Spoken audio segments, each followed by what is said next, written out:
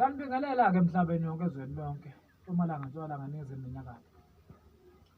Namhlanje sokhuluma nabantu amazochazela abantu mayelana nesilwane, into ekuthiwa isilwane.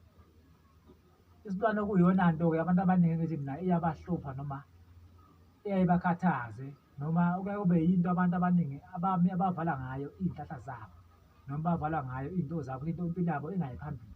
Ngoba isilwane uma ngabe ubekisa isilwane, isilwane siyakwazi ukuzwa uma ngabe khona into okumele noma uma ngabe khona izinto okumele zize kuwena noma uma khona into ekhulumayo noma mhlawumbe uzohlela izinto. Isilwane siyakwazi sizwe, sihambe simoshe iy'nto zayo noma sixhumane nalo muntu okubekisa isilwane ngoba isilwane omunye umuntu uyasenza ukuthi sibe ulayini ukuthi azi ukuthi wena ubhizi ngani empilweni. Uma komba nje isilwane kasiningi abantu benzela ukuthi bazi ukuthi wena mhlawumbe ake sithi namhlanje wena uhlela ukuthi mhlawumbe ngelanga elinjena lo ufuna ukuthi ngenze umshado ube ufuna ukushada. Uma ngabe umbathe isilwane, isilwane siyakwazi ukusiza ukuthi wena nge-20 bani uhlela umshado ukuthi ufuna ukuba ushade. Bese isilwane sazi siyotshela lo muntu owumthanda noma lo ongumloyi ukuthi manje lo uhlele ukuthi akenze ukuthi namhlanje. Bese ubona noma impilo yakhe imoshakala. Uze mhlawumbe uzusolo abantu kuphela bendlini ukuthi yazi ngikhuluma nobani ngomshado noma umngani wami kanti kuyisilwane sikuwena othi uma ngabe kukhona into ehlelayo bese sihambe siyotshela lo muntu okuyena ongumthatha okuloyayo. Umangale wena ukuthi wena uma ngabe ufika ekhaya into zakho ukuthi uma uy'hlela ukuthi uwazi ezinto ekhaya kube ngathi abantu noma ngasemakhaya noma ngathi bayazi noma abantu abakuloyayo. Kanti la bantu abakuloyayo abantu banento bakubhalise yona wena abenza ukuthi wena impilo yakho ingayi phambili. Ubone impilo yakho lokhu imile ihleli ndawonye.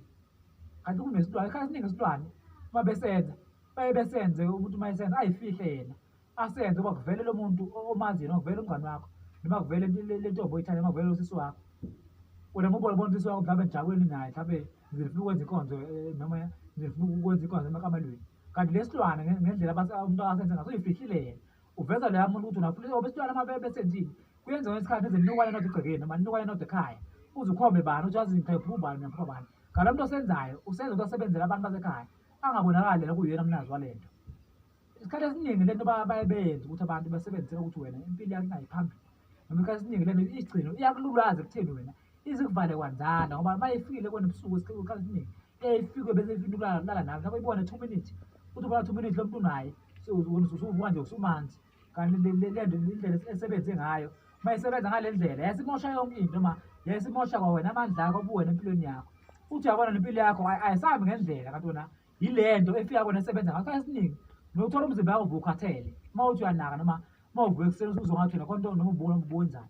Kanti le nto abayithumela kuwe ngoba ngithi ngishilo ukuthi isikhathi esiningi le nto baye beyenze ubone umuntu omaziyo kanye lo muntu oyenza le nto uyayifihla ukuthi ungamboni ubuyena bese akwazi ukuthi le nto mayithumele noma mayitshele yena ukuthi ubhizi ngale empilweni yakho. Inhlahla isikhathi esiningi nje ivala kufana nokuthi uma uthola umuthi ukuthi uyawubamba ukuthi wenhlahla ifike bese iyawuphepheza ngoba iyenza ivale yonke into ukuthi uma ufika ebantwini noma ungazi nesinyama noma nesigcwagcwa. Kanti le yanto uma isifikile kubantu noma uma ifika kahle iyayiphendula isigcwagcwa kunoma kuthiwa kulo mnyango onokhayo ifike bese iyavala imisa yonke into. Into eyayibaluleke abantu bayibheka noma bayazi uma ngabe umuntu esebona umhluba kakhulu ebusuku noma emaphupheni esebona into nje azi ukuthi khona into engithi mina yena esuke kuyiyona emosha into yakho uma ngithe nesilwane intwana seyenza impilo yakho ukuthi ime ngqi ubone impilo engayi phambili. Kakhulu nje ngoba ngathi kakhulu abantu befuna ukwazi bebuza ukuthi befuna ukwazi apha entweni zesilwane ukuthi ngikhubaza kanjani. Isilwane siyakukhubaza ngoba le nto uma ngabe ifikile iyayifika njengalo moya uma beyithumile yona iyayifika kodwa ubona lo muntu ombonayo. Kanti le nto abayithumile manje ufuna uma izosebenza ngawe noma ma izovala kwamandla akho noma izovala kwabuwena. Siyabonga.